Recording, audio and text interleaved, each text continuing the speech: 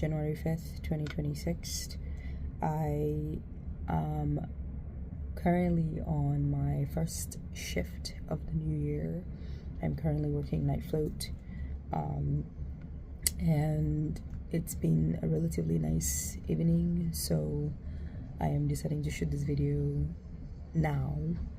I had intended to do 2 videos for the 4th, just so that I can catch up to where I only will do 1 every day, because this is going to be the 4th episode for the 4th. And yesterday my video had to do with the recent passing of Dr. Janelle Smith-Green, the midwife who died in childbirth. And it was a very long video. It was about 25 minutes. If you took the time to sit through that, I appreciate you. If you didn't, it's okay. The long and short of the story is that this is a hard thing, a difficult thing, an unthinkable thing that keeps happening, and I'm confused and scared and worried as a woman of color, as a person in the 30s, as someone who potentially is planning on having kids. But when I was talking about that yesterday, I had a thought about representation in medicine and support for patients who go into the hospital. I was thinking especially about, advocates for patients and people who can assist patients in speaking up in a hospital setting, in the doctor's office, in clinics. And as a budding doctor, I sometimes find that there are different ways that patients can speak with physicians to make themselves heard. The challenge sometimes is that depending on who you are, depending on what you are, being heard and being listened to gets to be really challenging, as we can see with these Black women who go to the hospital for these very obvious reasons and either get turned away or just overlooked. The truth is that for this lady in question, we are just finding out that she passed away. We have no idea what the intricacies of that is. But I think the reason why it is so very public and why it is garnering national attention is because, it's almost always persons of color that these things happen to. And it's just hard to try to isolate that without bringing in, the minority factor, without bringing in the racism factor. But outside of that, the thought that I was having, as I mentioned before, was, who can advocate for patients in situations like that? How can patients themselves stand up for themselves? I think that we all have a responsibility, healthcare professionals and patients alike, to work towards making patients' lives better. I always feel really strange, and I am a victim, or I am guilty of this as well, about not knowing what our medical histories are like, not knowing, what has been done to us, not knowing what our, medications that we take at home are, and things like that. I think that everyone really needs, outside of having an emergency contact that they can call when something happens, I think everyone needs at least one person who knows about their medical record, who knows the details. And I'm not just talking about, like I said, the person that the hospital calls when they want to make decisions about your care. No, I'm talking about if you go to the hospital and you have a stomach ache and you have a headache, there should be someone that knows about it, someone that knows what was done, someone that, you know, you can talk to about that stuff. I don't think it necessarily has to be a medical person, but I think it should be, there should be someone other than you that has some idea of what is going on in your medical life.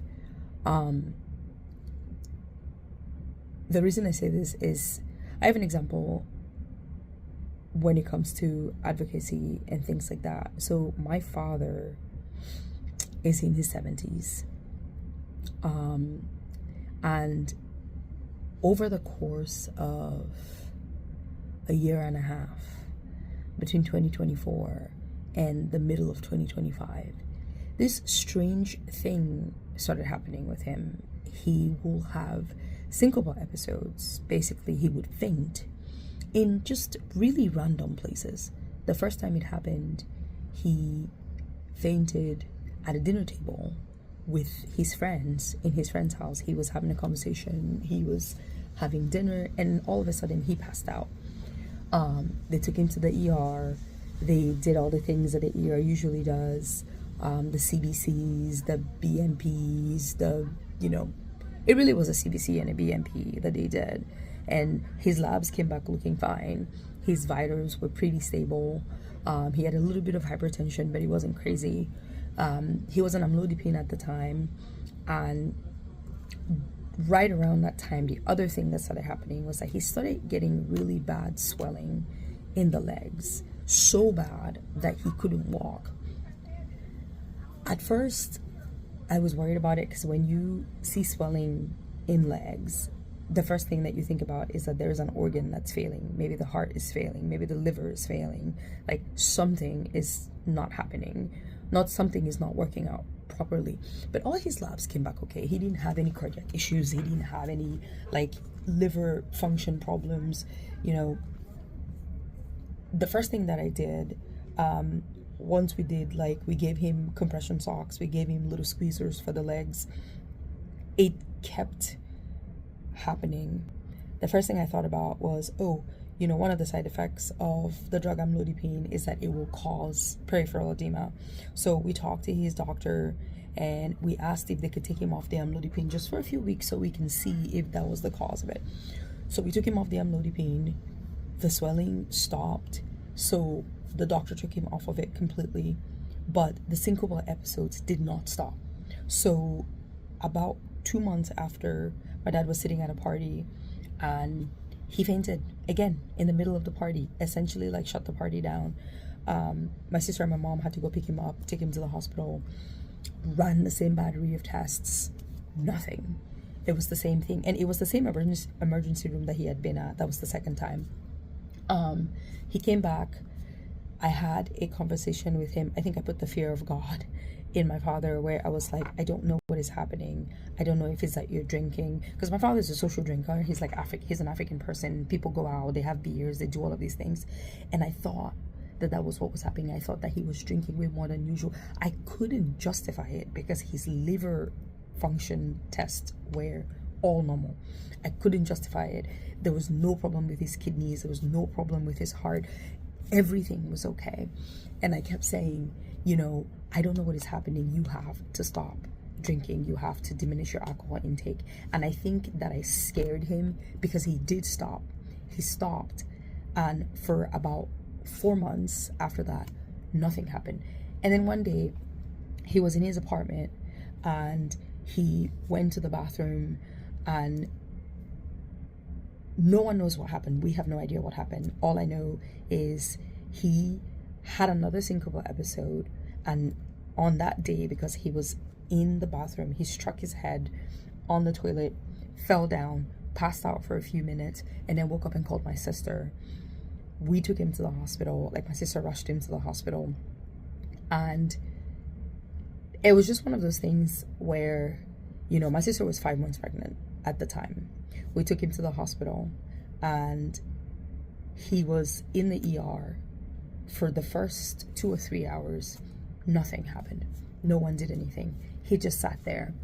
And then they came back after they ran some tests, and then they asked him if he ever like had tarry stools, like dark stools.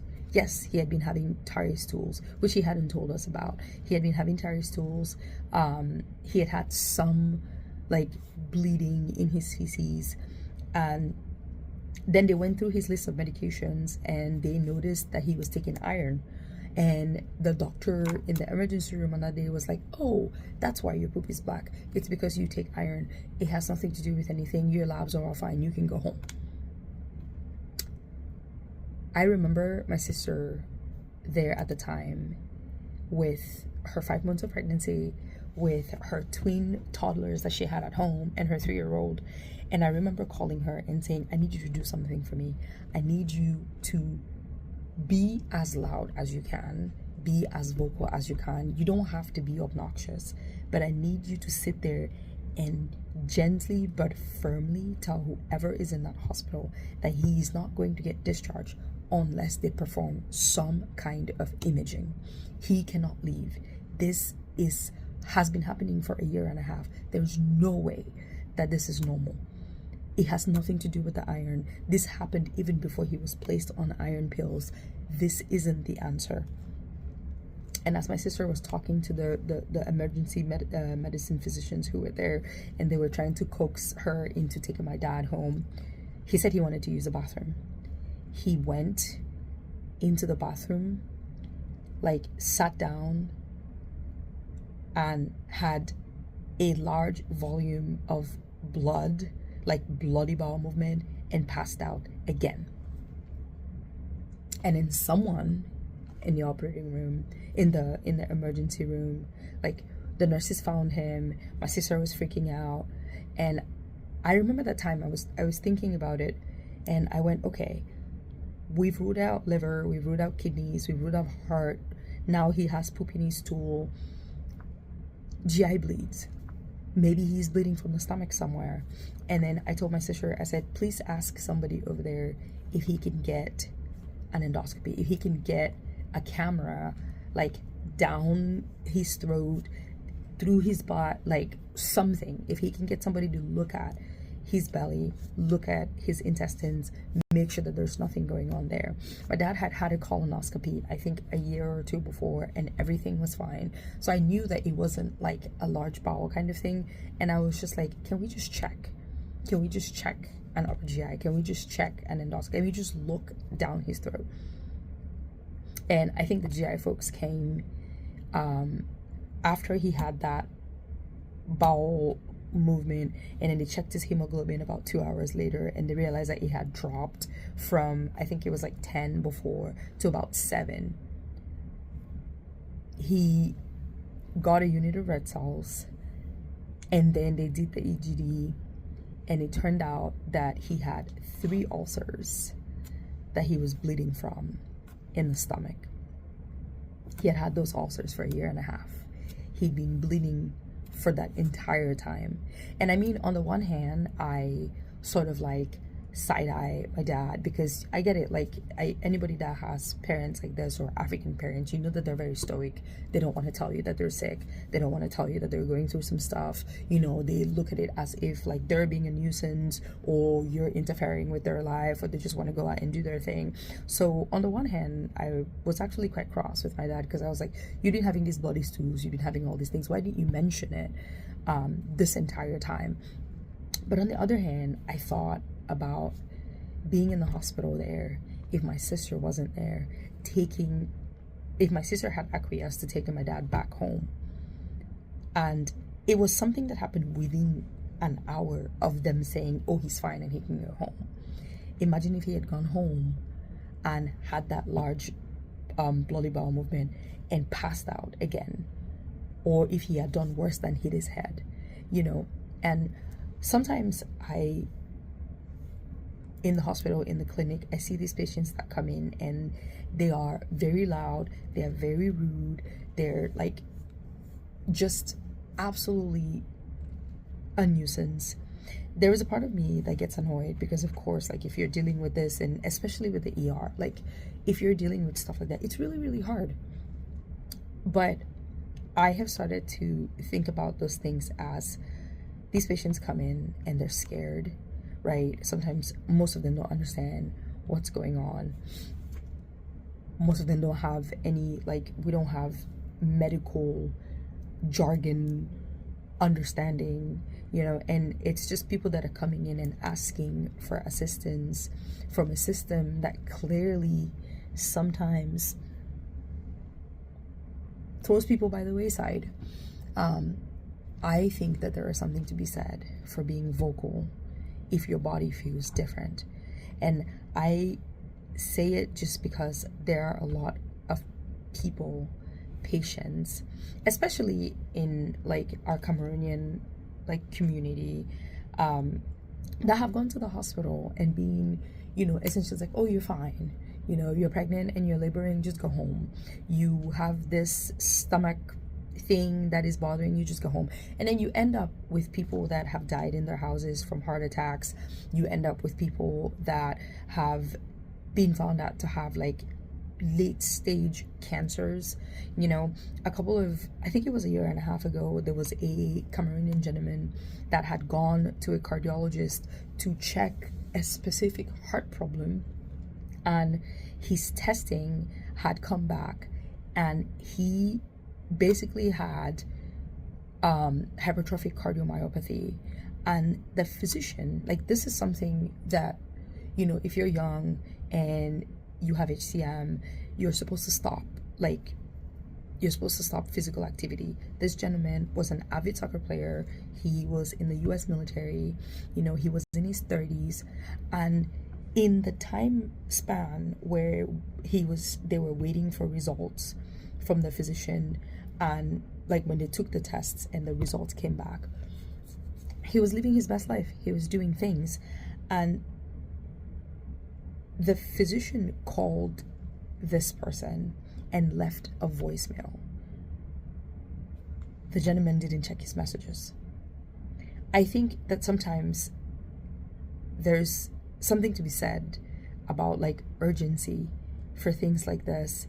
And the reason I bring it up is because the weekend of the week when the messages were left on the phone and not responded to, that gentleman went out on a Saturday morning and played football and died on the soccer field after cardiac arrest. I think that there's something to be said for being vocal about your own illness, being vocal about like your health.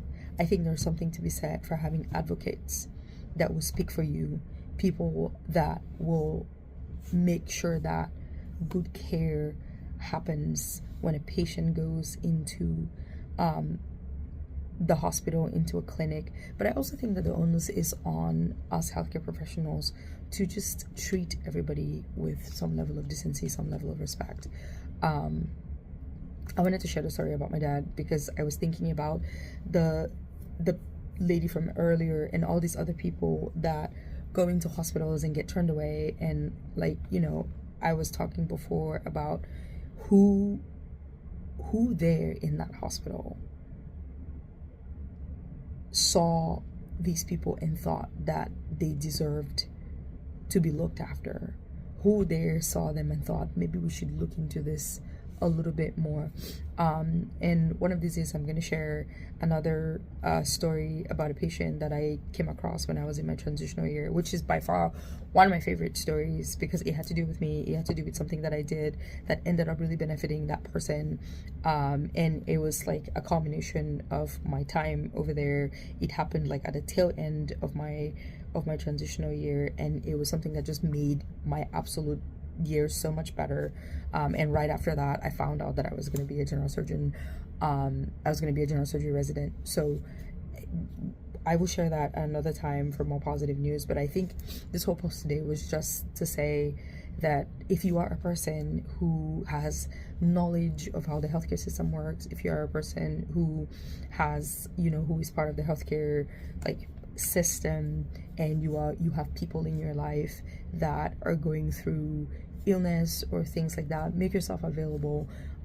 just to walk them through these things. But then also for us as patients, let us try to be a little bit more invested in our care. You know, we have all these like ChatGPTs and all these things that are out these days, where we can go get information on our own health.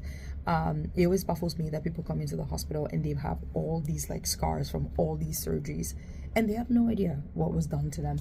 I think that the responsibility for us having better health, better wellness starts on both ends. It starts from the healthcare professionals, but it also starts from the patients. I think we all need to work hand in hand to kind of make sure that these things don't happen, and that we are all keeping on top of our own health, and we are just not always relying on the doctor on the other side or the nurse or the NP on the other side to just tell us things, because sometimes doctors are wrong too. Sometimes it's not necessarily that they overlook you because of a certain thing. Sometimes it's just people are stressed and people are tired and we have gaps in our knowledge and these things happen. So I think the summary of it is that if you can be an advocate for a patient, please be. You don't need to be rude, you don't need to be obnoxious, you don't need to, be over the top, but there are ways to interact with people in the healthcare system and make your voice heard for someone, for yourself, and we just need to get a better handle, all of us, personally, on our own health, so that way we are not always relying on outside forces to direct us on how to live our best lives. If you've gotten all the way here, thank you so much for listening. Thank you so much for watching. And I will see you in the next video. Oh, the other thing, this is like an aside, but when I started this, I was going to call these little sessions my residency after hours car therapy. And then I realized that this is the 4th video, and 3 out of the 4 videos have actually not been in a car because it is very, very cold in Pennsylvania right now, and there's no way to sit in the car and do this. So I have decided to call it Physician Heal Thyself, because this is basically me talking myself into different ideas and things like that, and just doing some self-therapy. So my little podcast show, whatever this is going to be called Physician Heal Thyself. All right, if you gotten all the way here, thank you so much for listening. Have an excellent day or night or whatever thing is going to be at the time you are listening to this. I am going to go take a nap before I get a phone call for something else that's going to happen, because sometimes it's inevitable, it will happen. And see you in the next one.